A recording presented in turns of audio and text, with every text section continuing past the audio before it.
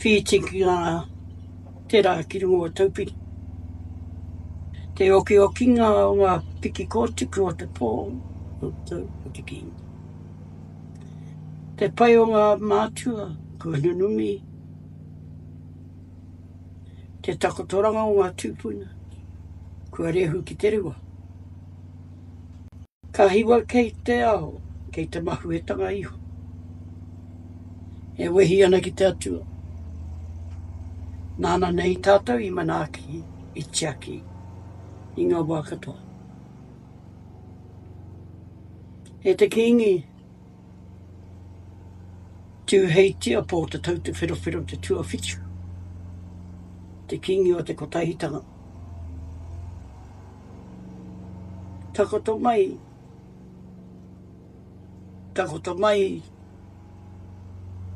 I roto I te kōpuariki o koutou o tūpuna.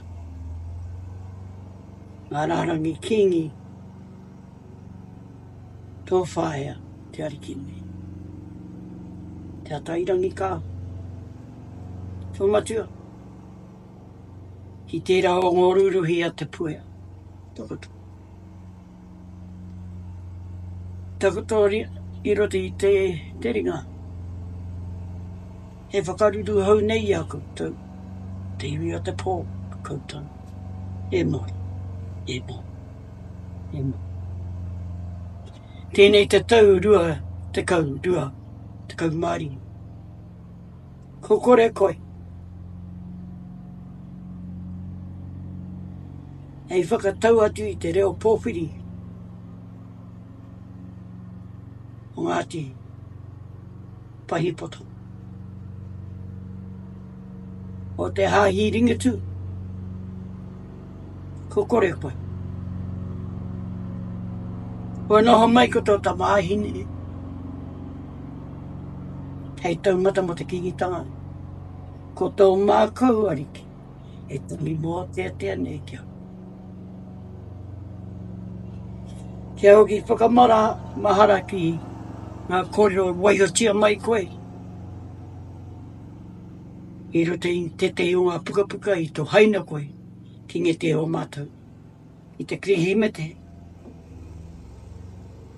Te krihimete I whakanui tia ai. E koe te rima te koutou.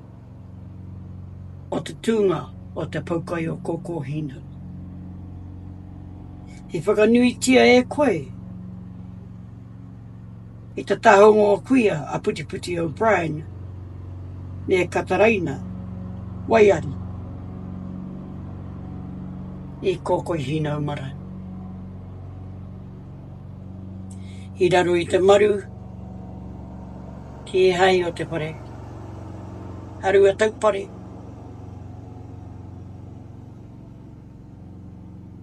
E me tērā o ngā whare whakaruru hau.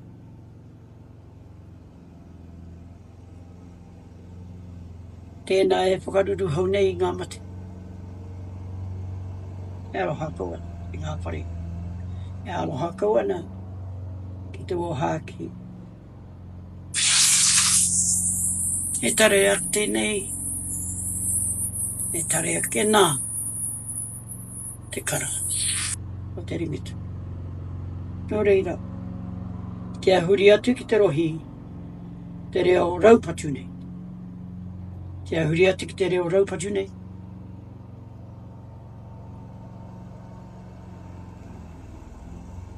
One of the proudest moments for me last year, being the year of the 50th anniversary of the Poukai at Kokohinau Marae, Te Teko. I felt so humbled by the effort and awhi that everyone received from our people of Ngāti Pahipoto, Ngāti Awa wide.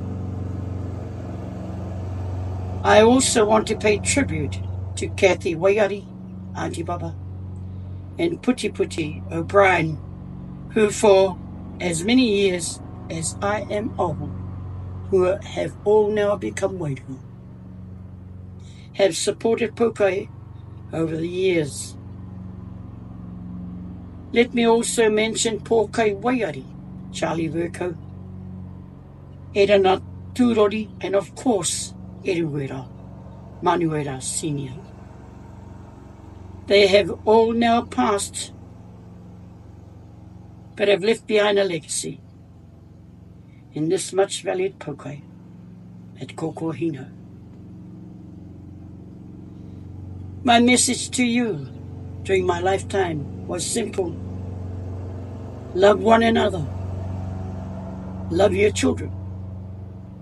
Be true to yourself and strive to be the best that you can in today's world. I was taught over the last 5 years of my reign to write my thoughts and feelings down in my diary. I had practiced speaking to my whānau in order to overcome a fear of public speaking on a personal level.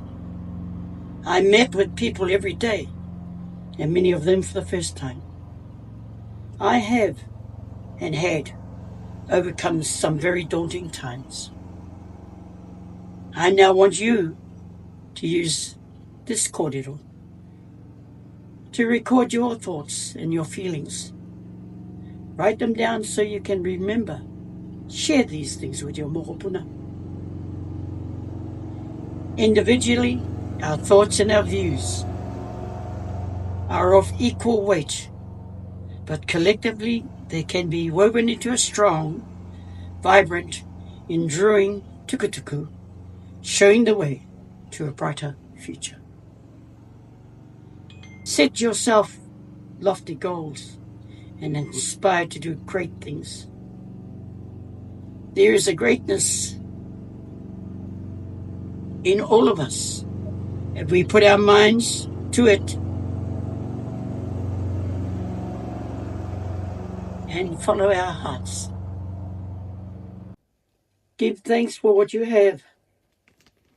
Be humble in the way you do things. Tautoko each other and see the value and the strength in what we all do. Before doing anything, think kind thoughts and see if you should end up being hurt. Take it as a lesson, not a plot. Do these things and you will find good health and happiness will follow. I had learned to be happy in what I did, and in the lessons that I learned during my lifetime, has been hurtful as they have been, but I'm now finding peace in smiling down at you all, and seeking happy things. God bless. Pai Mari. Kingi tu heitia. KCL. J. Koe ara ngā kōrero. I roto I te puka tuhinga I tukuna mai e te tehi taonga e te tari o te kingi ki au. Hoi ara tōna mihi meri krihi mete nā kingi tu heitia. E hoki whakamaharana ki o ona nei whakaaro I te wā o te ora. E mihi ana ki te poukai o Kokohinau. E mihi ana kia pāhi poto me Ngāti Awa whānui tonu. E mihi ana ki ana ruruhi.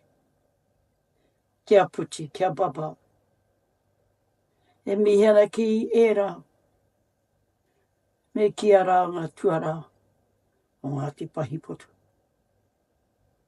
Kia Poukai Waiari, Charlie Verko, e rana tuori.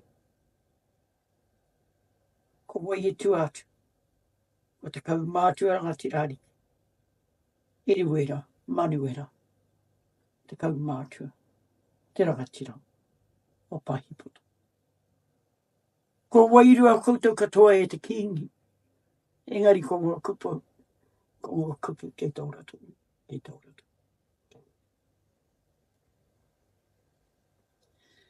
Kia huri atu tātou ki ngā kōrero mō Kokohinau. O tōna poukai, e ōna āhuatanga katoa. Kokohinau Marae, the history the biography of a marae. It was King Koriki who gave approval for the Poukai in 1963. It was Eduardo Manuera Sr. who pursued to achieve what his heart desired. The information that I'm about to share with you is an interview that I had with Eduardo Manuera at Turangawawe here at the coronation of Te Arihinui in 1972. Eduardo Manuera, chief o Ngāti Pahipoto mā tātua waka, Ngāti Awa, decided that he would establish a Poukai at his marae. Kokohinau te teko. It was the Poukai at Huria Marae, Taura, that became the template for him to have a Poukai, to which he would memorialize his commitment to the kingitanga. However, therein lay his concerns. Would his hapu be able to sustain the vision, to make that commitment enduring? That was the burning question for this rangatira. Ko Eduardo Manuera, ko ia rā te rangatira o pahi, o te waka o mā tātua. He tino whakaro tāna ki te whakatū he Poukai mana, mā tana hapu. No te Poukai o Huria, ka āta whakaro hia eia, ki te tū he Poukai engari. E aha ngā tūpatotaka he āta tirohanga mana. Me ka tū te Poukai i tana marae i Kokohinau. Ka tae ara nei e tana hapu ki te hapa i tēnei taonga o ake tōmutu. Ko ia rā te tino pātai o tana ngāki. Eduardo was a dedicated kingitanga supporter, a classic speaker with the ever-presence of mana. He gave a personal interview to me for this book at Turangawawe, as I said earlier, during the 1972 coronation of Te Arihinui Tatairangi Kāhui. The interview happened on the doorsteps of Manawaro, an original building of the 1930s, of which accommodated the overflow of the VIP guests of King Koriki for lunches or morning tea. He poronga e ruera ki te kingitanga, o te kingitanga, mō te kingitanga. He tangata mana, he mōhio ki te whakatakoto i ngā kōrero, i rungi ngā marae o te iwi. He tangata mana kōrero, ki te whakatakoto kōrero, i rungi ngā marae o te iwi. I noho māua ki te koro i te tei koronehana Te Arihinui i te tautahi mano i warau ki te tikaumārua. I rungi ngā tepu o Manawaro o te parekai mo ngā manupiri o kongo o Kingi Koriki. Hei parekai kaputi rāne. Kua tū te kohanga reo o Turangawawe i reira i naine. Eduardo stated clearly that before he would commit to having a Poukai,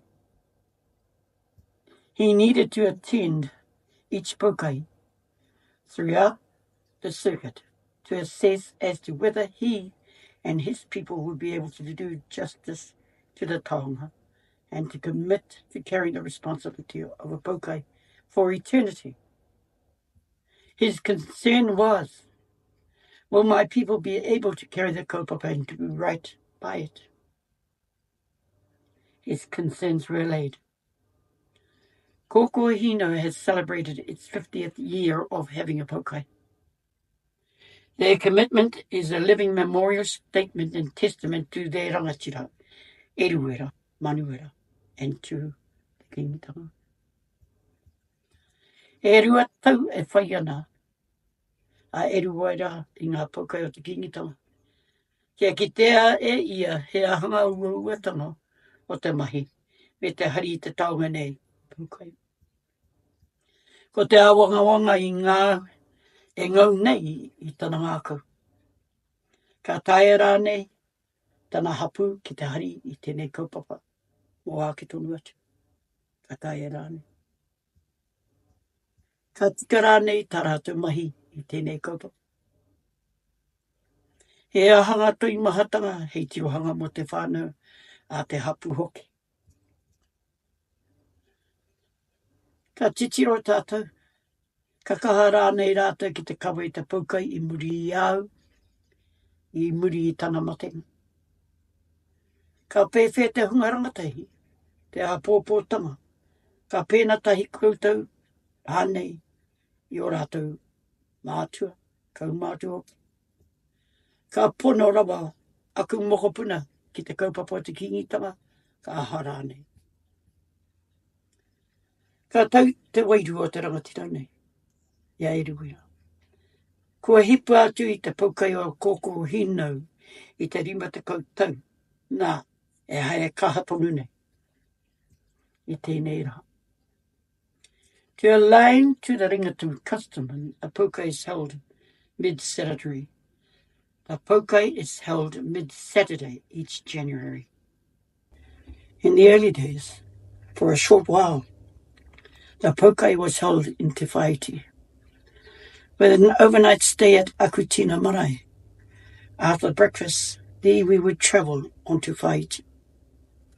The poukai went into recess until Eriwera decided to reinstate the poukai, which is held annually at Kokohinau Marae, Te Teko.